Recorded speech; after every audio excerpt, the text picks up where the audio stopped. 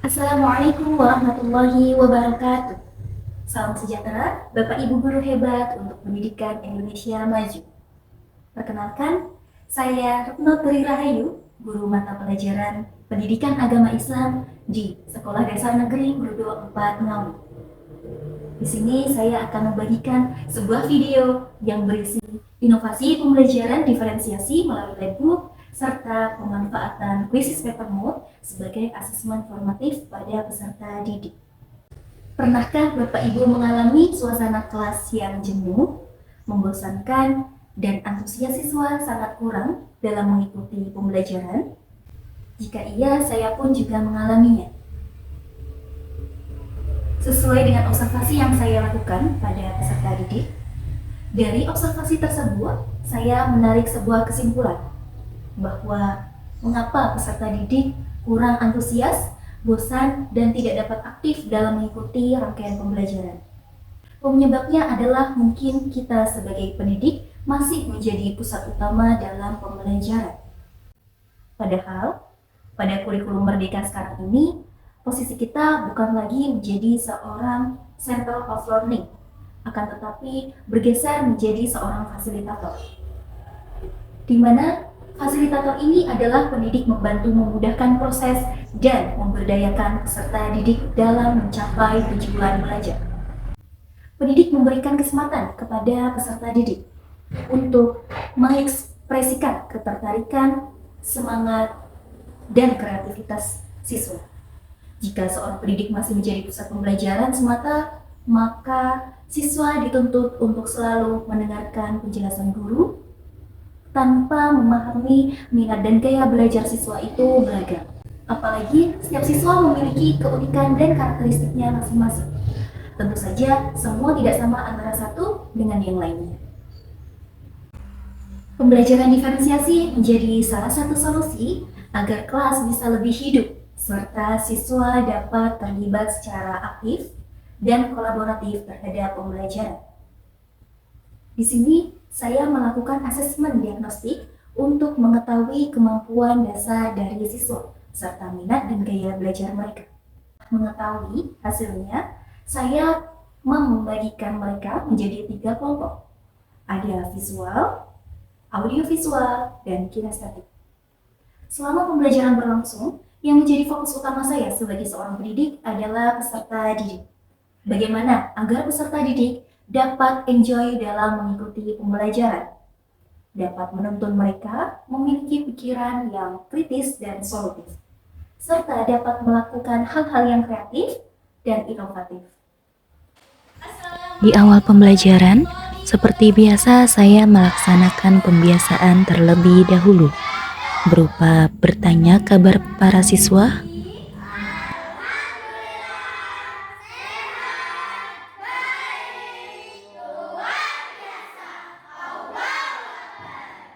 dilanjutkan mengecek daftar hadir untuk mengetahui siswa yang tidak hadir.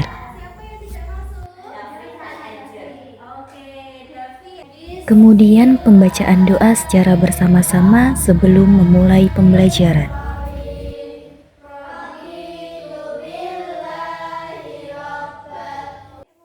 Selanjutnya, saya menanyakan suasana hati siswa-siswi. Adakah yang sedih karena suatu masalah? Atau senang dan bersemangat dalam mengikuti kegiatan belajar?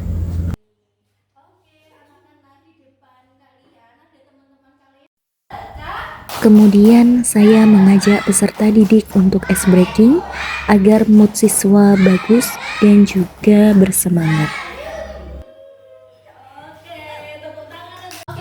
Selanjutnya saya dan para siswa menyepakati beberapa kesepakatan kelas agar pembelajaran dapat berjalan secara efektif dan efisien.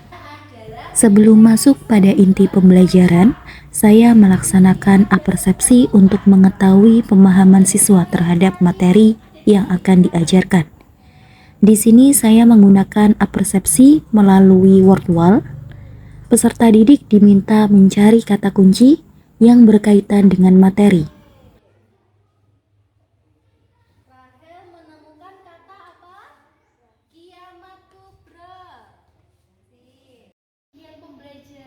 Masuk pada inti pembelajaran, seluruh siswa dibagi menjadi 3 kelompok sesuai dengan minat dan gaya belajar mereka. Kelompok pertama berupa visual, kelompok kedua audiovisual, kelompok ketiga kinestetik. Kelompok visual belajar melalui labbook. Peserta didik mengeksplor rangkaian materi menggunakan media tersebut. Di sini peserta didik memahami materi berupa poin-poin yang ada di labbook. Media ini sangat membantu dan memudahkan peserta didik. Peserta didik tidak hanya memahami materi saja, tetapi juga bisa bermain menggunakan stick point. Contohnya, peserta didik mengambil satu stick point, kemudian meletakkan pada tempatnya sesuai dengan poinnya yang betul. Kelompok 2 berupa audiovisual.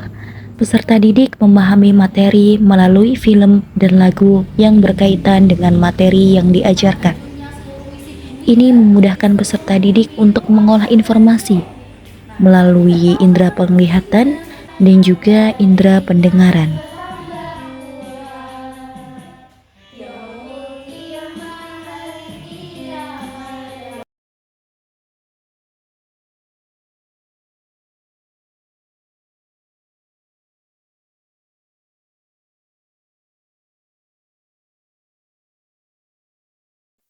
Kelompok 3 berupa kinestetik. Saya menyebarkan poin-poin materi ke beberapa titik lokasi agar peserta didik dapat menemukan dan menggabungkan. Setelah itu, peserta didik dapat memahami dari gabungan poin-poin materi.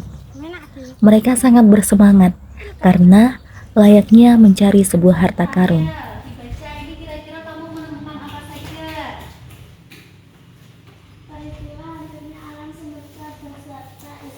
Oke, pengertian tentang hari kiamat ya. Kemudian Izam tadi menemukan tentang apa saja? Tentang nama. Oke.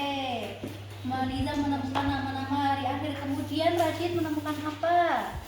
Kiamat kubra. Kiamat kubra. Oke. Setelah seluruh rangkaian kegiatan pembelajaran, guru dapat melaksanakan asesmen formatif untuk mengetahui tingkat pemahaman dari setiap peserta didik. Di sini, saya menggunakan quizzes paper mode, teknologi yang menunjang edukasi. Mengapa saya memilih menggunakan quizzes paper mode? Karena memang peraturan yang berlaku di sekolah melarang siswa membawa smartphone, sehingga ini dapat menjadi solusi untuk Bapak Ibu guru yang mengalami hal yang serupa dengan saya. Setelah hasil asesmen formatif muncul, maka kita dapat langsung mengetahui pada bagian apa yang masih belum dimengerti dan dipahami siswa. Kita dapat mengevaluasi secara langsung dan mereview kembali materi yang dibutuhkan oleh siswa. Dengan menerapkan inovasi pembelajaran ini, peserta didik dapat mendapatkan suatu pengalaman yang baru yang dapat mendorong mereka untuk aktif dan kolaboratif selama pembelajaran berlangsung. Mari Bapak Ibu, kita bisa menerapkan metode pembelajaran diferensiasi ini. Semoga dapat bermanfaat dan selalu semangat memajukan pendidikan untuk negara tercinta kita. Terima kasih. Wassalamualaikum warahmatullahi wabarakatuh.